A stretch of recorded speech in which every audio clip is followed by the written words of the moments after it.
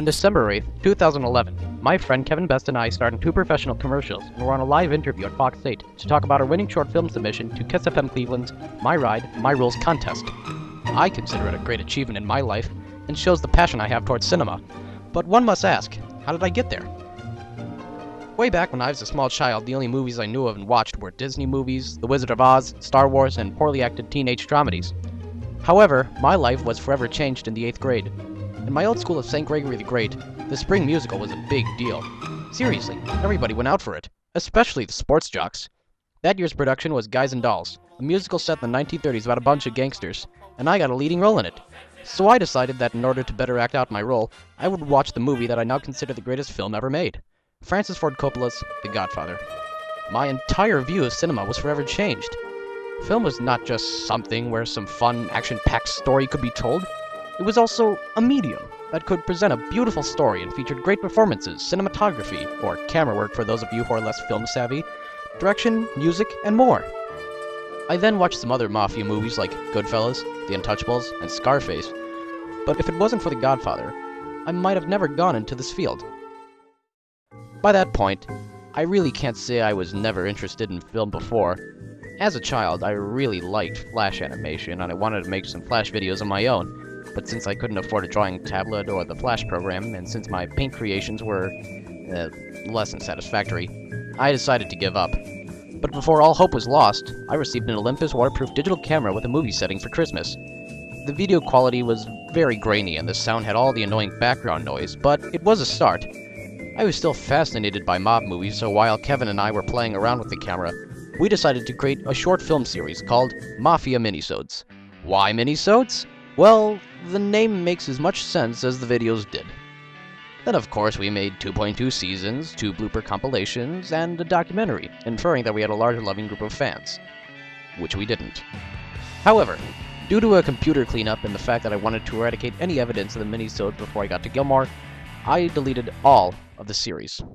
Or so I thought.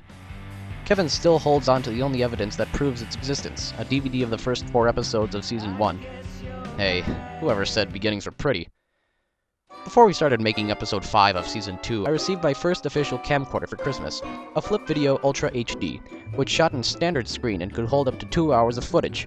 The video was clearer than the Olympia, yet still grainy, and the sound improved, but the background noise was still present.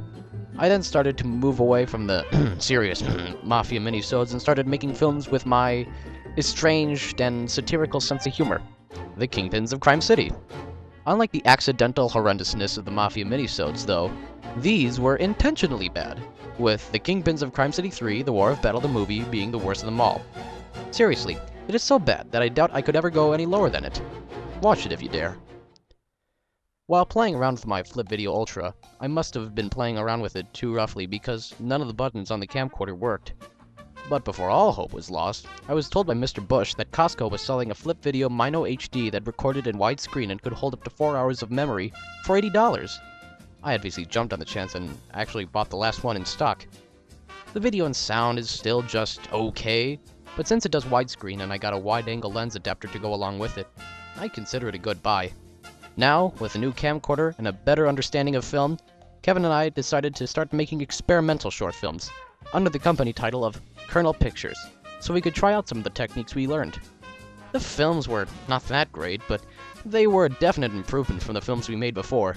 This also seemed to be going nowhere eventually, that is, until Kevin told me about the My Ride, My Rules contest. The My Ride, My Rules contest was a small contest sponsored by Kiss Cleveland FM. It required its participants to submit short FCC-appropriate films about your ride and the rules you have for it. Rule number 1 being buckle up, and the 2 winners would receive $1,000, the chance to star in 2 real commercials, and a live interview by Fox 8.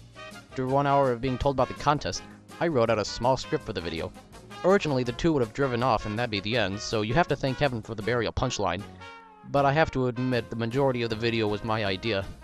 Also, I didn't want the 2 title cards at the end of the video, but since Kevin's brother Danny kept insisting that the audience must be told and not shown, which was the opposite of my intention, I put them in anyway. We submitted the film and spent the next few weeks in restless anticipation, asking our schools to vote for us. On Monday, October 24th, 2011, Kiss Cleveland announced the name of one other guy, and then Kevin's. We won!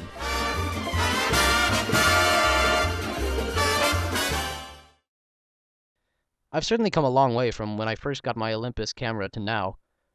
But what does the future hold? That's for me to figure out. I don't know. Maybe you'll see my name at the end of the #1 movie in America someday. As for now, I'm still figuring out what to submit to the Cleveland Film Festival.